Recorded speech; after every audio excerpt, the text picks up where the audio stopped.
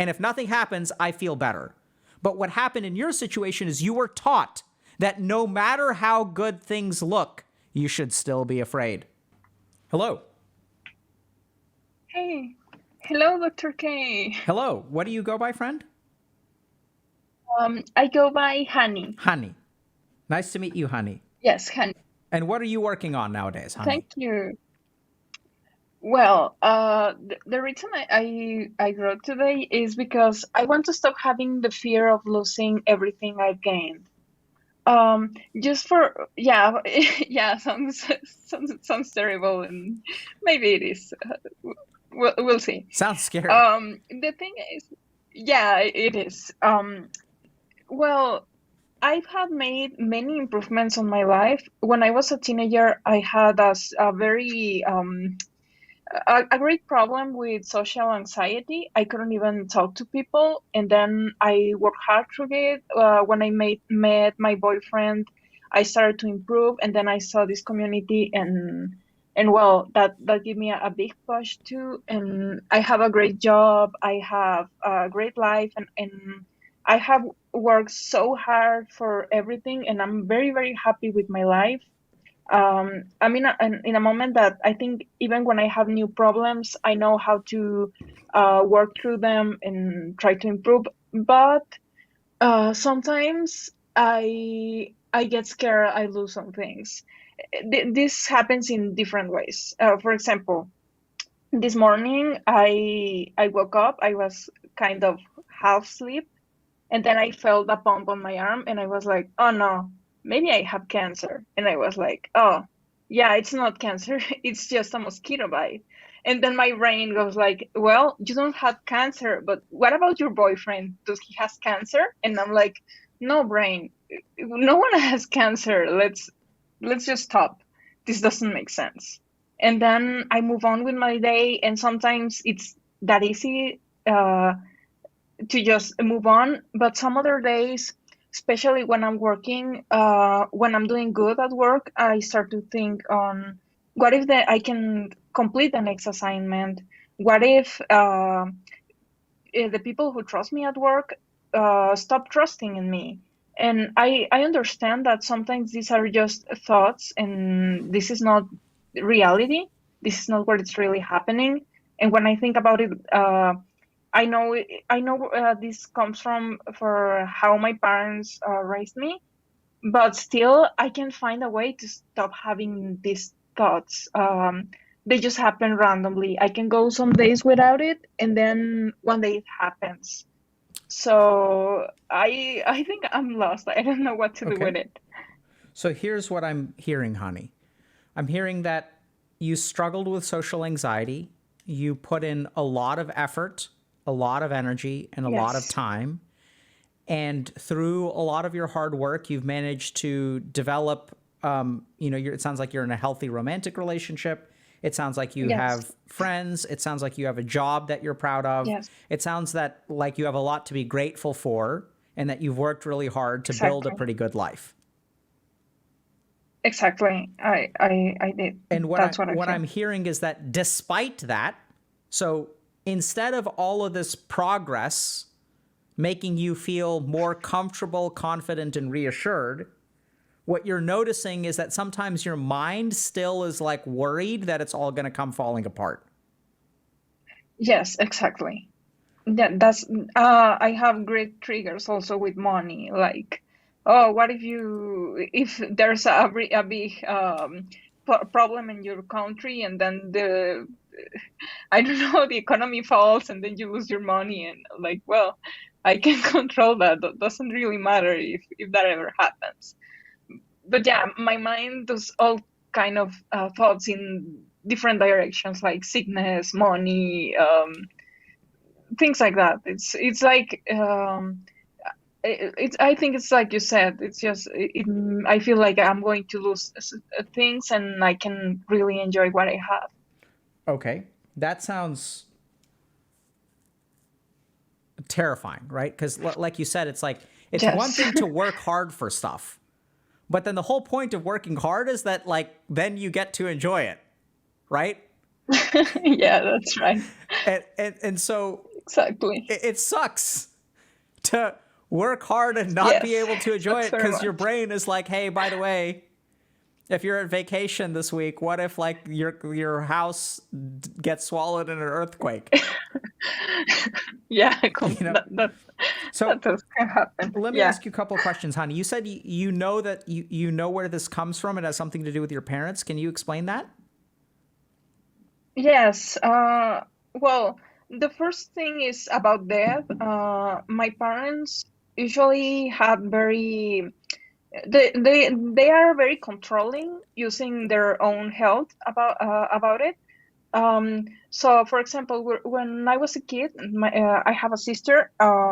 They told us things like, "We don't have enough time, and someday we were going to die. See how old I'm getting." It was too much that when we were 10 years old and my sister 11, one day they went to a party and we stayed at home, and we were Catholic at that time, and we started praying because we thought my parents may die in an accident when they came back from their party. And also my father used to say many things like, "Oh, if I lose this job, I'll lose everything. I owe everything I am to this company." And logically, I know that that wasn't true. And for me, I don't have exactly attachment to companies because I remember my father saying that all the time, and I knew that wasn't true. But it makes me feel like small things can make everything fall apart. Okay. And my father was always, yeah, talking about money and how little he had, but he really didn't have. That wasn't true. My father made very good income. We even went on vacation to an expensive place, and it was fine. But my father refused to give us money because he said we didn't have any. So that was also like this confusion of knowing that my father had money, but then saying he doesn't. And as an adult, that I understand how much he made, that I understand that that made no sense, and it was just a way to not give us any money to my sister and me. So I think that confusion of having a lot of money in your house, but in practice, in wanted to do stuff and buy stuff, you don't have any. That's I think that that confusion makes me think that having a lot of money doesn't mean you won't be living like a poor person. Okay. I think that That's that's what I've seen. very insightful, honey. So let me ask you, have you ever seen a Thank you. mental health professional, honey? I seen one when I was a teenager because my parents couldn't make me have any friends and they didn't know what to do with me. But I think it helped me to be able to do some stuff like to mimic being able to not have social anxiety, but that didn't fix it. I was just terrified inside and doing stuff on the outside. And but after that, since that experience was like that for me, I didn't understand anything about myself or why I was so anxious all the time. I didn't try it again. Okay. So, is it okay if I share some thoughts with you? Yeah, sure. First of all, I just want to commend you on how hard you've worked and also how insightful you are. Because it sounds like Thank you. I think you're Appreciate it. making it easy for me, and I think you've done a lot of thinking about this already, which helps a ton.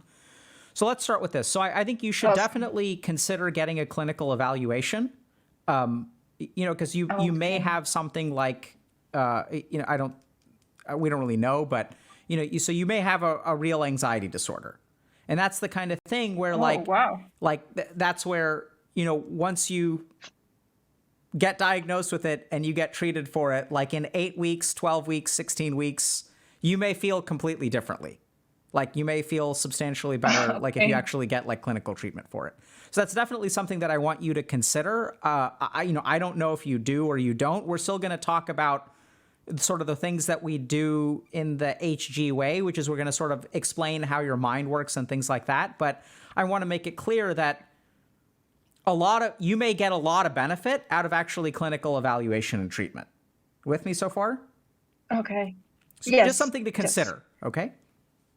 Especially when you're Okay. kind of Yes, makes talking sense. about it. It seems like you're not worried about a thing. It seems like your mind is almost always worried and just picks different things to be worried about.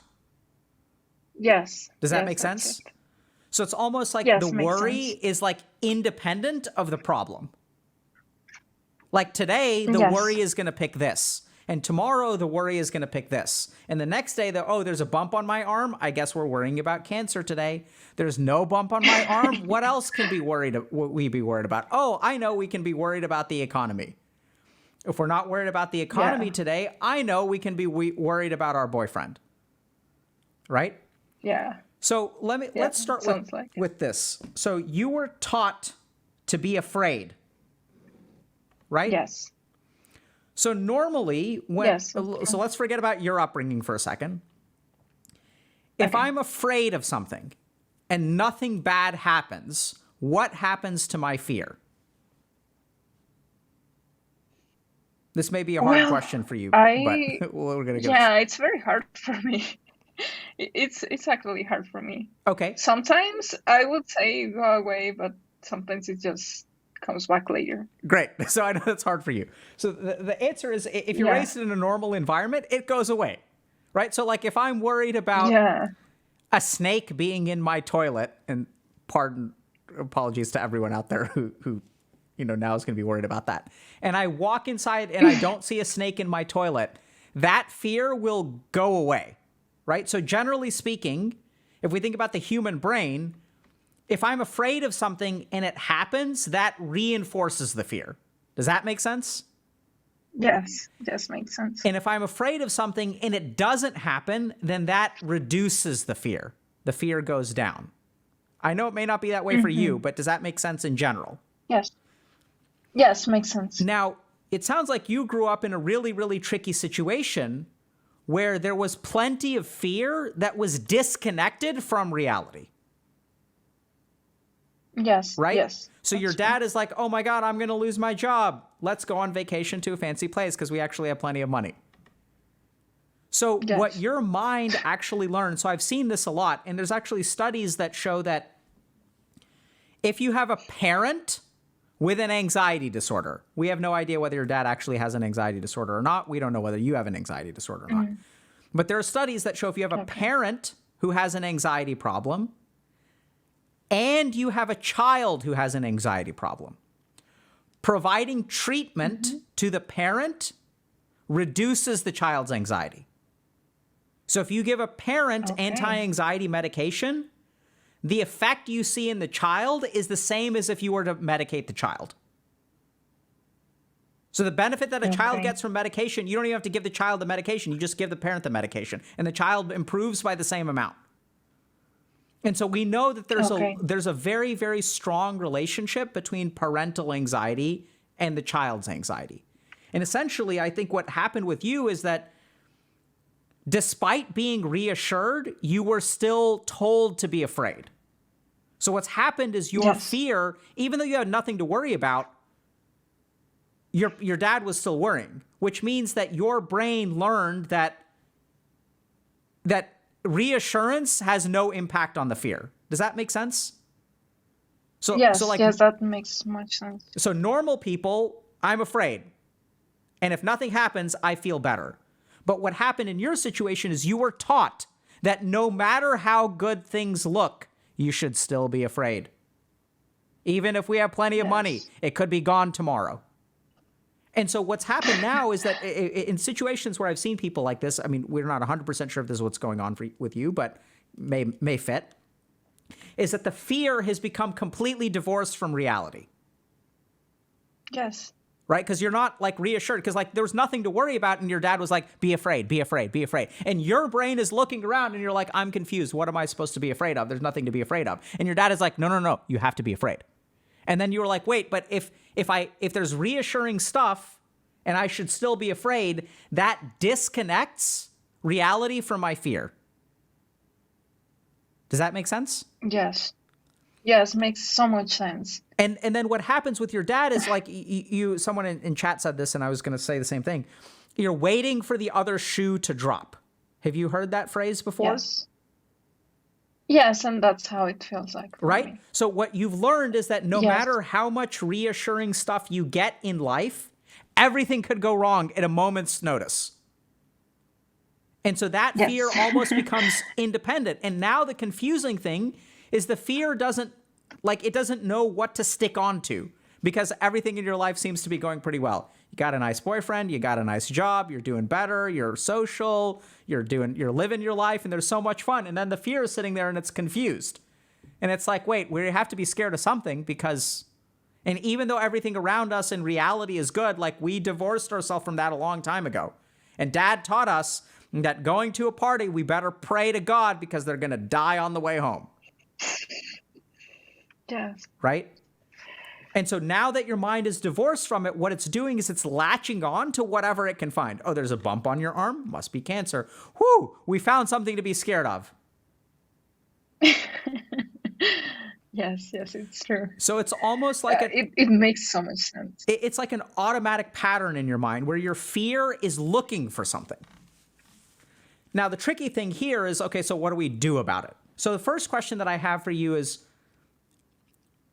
have you noticed a change in how often or how intense the severe is over time? Yes, since I've been with my boyfriend, he had a very nice upbringing and he's very secure in those things. He also, um, I used to get triggered when he spent his money at start, and right now that doesn't happen. But since I've been with him, it's been so much less. So much that this morning when the bomb thing happened, I was able to detach from it. Quickly. But before, well, we've been together for some years. So when we started dating, that thought would have been on my mind all day. And right now that doesn't happen. So it's seriously improving and it's happening less, but still there. Yeah. Okay, good. So I'm happy to hear that. And that's what I would expect, because here's the thing to understand. When your fear is separate from reality, you need something to feed it. And in your case, it sounds like your parental upbringing was like feeding your fear, right? And so what we Yes, tend to see all the time. oftentimes is that when kids grow up with a particular like inherited problem, not genetically, but like, when they grow up with something like this, the more they spend time in the real world and away from the paranoid parents, the less serious it becomes. So like now what's happening is you're getting like reality testing, right? So your brain is learning, oh, wait a minute, like we actually like don't need to be worried about that. And the more that you just sort of like live separately from your parents, and I'm happy to hear that, especially your boyfriend, it sounds like is a positive influence. That's also very common. But as basically as your brain has your own experiences, it'll naturally start to forget over time. So the one thing, if it's moving in the right direction, I'd say just be careful about how much time you spend with your parents, and like be careful about, spending time with people who are a little bit more grounded in reality. And the more that you sort of live your own life, like the better the fear will become. Okay? With me so far? Yes. Yes, I think I'm with you so far. And also, I've been separated from my parents because what you say makes so much sense. Now I got to understand something I couldn't understand about myself. I was trying to distantiate from my parents for a long time and started to get very anxious when I thought on talking to them. And I think this may be part of it. Like that feeling that everything goes into chaos again when I talk to them. Yep. Right. So like I need to be careful because you're, I mean, yeah. So I think you're going to kind of absorb their anxiety, which we oftentimes find some people are kind of like that, where they're like a little bit more absorbent. So another thing when you're ready, honey, is the other thing that you can try to do. This sometimes works. Have a conversation with your dad about his fear. And I know this sounds kind of weird because we're trying to keep distance from them, but sometimes it can actually be very, very eye-opening to be like really objective and calm and just listen to your dad talk about how irrational his fears are. right? Okay. Right? So like when you actually Yes. talk to him, you'll realize like, wow, this is incredibly crazy. And as your own brain matures and you're able to sort of like judge that, you may actually be able to like get distance from it in your own mind. Because as you talk to him, and you can sort of have like open-ended conversation, right? And you're not trying to be judgmental. You're just going to ask Dad, so Dad, when we were growing up, you seemed really concerned about money. Can you help me understand that? Why were you always so concerned about money? How long have you been concerned about money? So one thing that was kind of confusing for me, Dad, is that you were worried about money, but we actually like took a lot of really nice trips. We had a nice upbringing. Like, help me understand, because it seemed like in a lot of ways we were okay, but you always seemed worried about it. Can you help me understand that? And then the more that you kind of talk to him, what you'll start to see is like the irrational fears like coming out. Right? And you don't want to get sucked into that. Yes. And the interesting thing is that when you talk to your dad, if you're not careful, he'll slip into the same pattern of, oh, like, you have to be careful, honey. You have to be careful. You can't trust anyone. Everything is going to go. So you don't. Yes. So if you, but the interesting thing is if you start asking him about his life and his experience and his views, it's going to feel very different. Does that make sense? It's not going to be like the autopilot conversation. It makes sense. Yes. Yes, I understand, because I talk to him and hear his fears, but it's like I'm running away from hearing it. Exactly. So this is the opposite, and that may be very Yep, good for me. but the key thing is that you don't want to get swept up by his stuff, right? You want to try to control the conversation, and you want to listen. And as you listen to him, just be careful with what happens within you. If you feel yourself getting triggered and stuff like that, pull yourself away from the conversation. You may not be ready for it yet.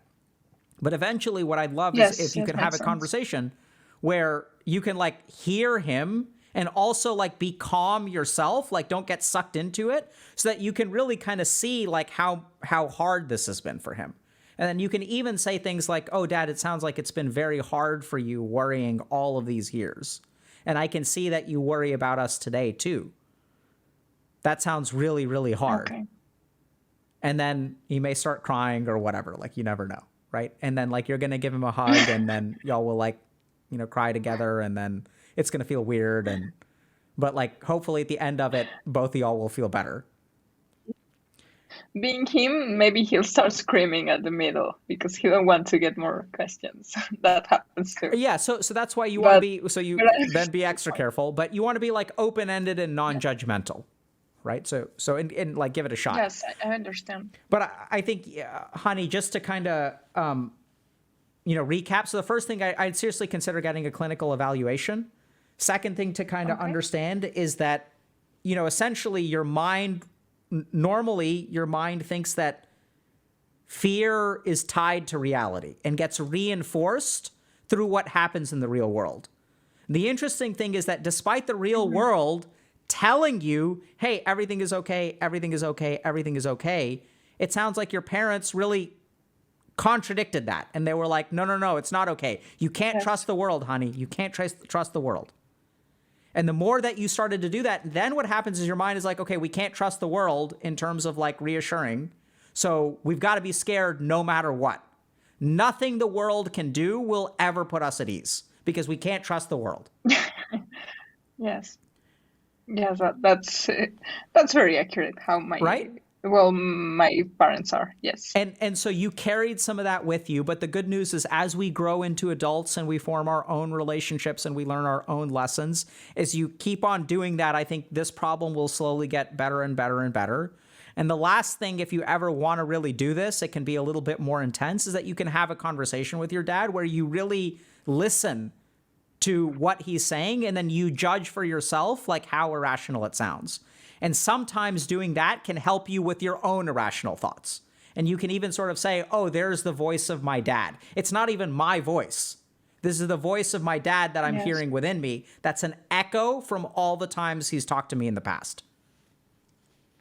And that can be quite healing to do. Okay, yeah, that's amazing. I could never thought of that. It's great. Thank you, Dr. K. Of course. Good luck, honey. Thank you, and thanks for all the work you've done. I've learned a lot from you, not just for myself, but to understand others Great. and be able to really listen and not try to guess what everyone's thinking. So thank you, Good, dr.k. smart. Seriously. Good luck to you, honey. Thank you. Take care. Bye. Bye. All right, so let's do a quick recap. So the tricky thing is sometimes our mind has this part that's just always afraid. Is always afraid of the other shoe dropping. And it's kind of weird, right? Because normally, if we're afraid of something and it doesn't happen, we should calm down. Like when reality does not mirror our fears, we should be reassured. Oh, I'm afraid that, a meteor is going to fall out of the sky. And then a couple hours go by, no meteor falls out of the sky. And then I'm like, okay, whew, I don't need to worry. That's normally what should happen with a fear, right? Is that a fear will either be reinforced by reality, and then our brain learns, oh, wait, I do need to worry about this. Or our fear will be reassured by reality because the action doesn't happen, and then our mind is like, okay, we don't need to worry about that. Whew. The tricky thing is that sometimes our fears seem completely divorced from reality. And actually what can happen if we tunnel down into this, sometimes what we find is that early on, despite the fact that reality is reassuring you, you were taught to still be afraid, oftentimes by a parental figure. Someone in your life was like, you can't trust reality. You can't trust reality. You can't trust reality. And as you internalize that lesson, then you're kind of screwed because all of the fears that you have can never be reassured because the real world no longer like counteracts your fear. And so we carry this fear with us over and over and over again. And the weird thing about the fear is that since there's nothing to actually be afraid of, it kind of like looks for whatever it can find. So on a particular day, it'll be afraid of this. On another day, it'll be afraid of that. Oh, we've got a bump on our arm. Maybe it's cancer. Oh, no, it's a mosquito bite. So we're not worried about that anymore. Let me worry about something else. So it's like the fear exists as an emotion and is looking for a manifestation. And it finds whatever small signal it can in the real world and puts all of the emotional energy into that weird little signal. Oh, so-and-so didn't text me back. Maybe they had a heart attack. Oh my God. Right? That's what the fear does. So what do you do about this? The first thing to understand is that sometimes this is what a clinical anxiety disorder manifests as. So sometimes if it's focused on being sick and things like that, we call that illness anxiety disorder. Sometimes it can also be generalized anxiety disorder, where we sort of think about people as worriers, right? So they worry about all kinds of different stuff. That's why we call it generalized anxiety disorder. It's not focal on a particular area. So it's worth getting clinically evaluated if this kind of like falls into your experience. And the other thing to kind of recognize is that like over time, you have to be really careful about what influences taught you that reality and fear are like two completely separate things. And ideally, as you start to live life a little bit, form additional relationships, have additional experiences, your brain can start to learn, oh, it actually turns out that reality and fear is connected. And the more that you can sort of connect those, the more, oddly enough, the fear will actually go down. So great call.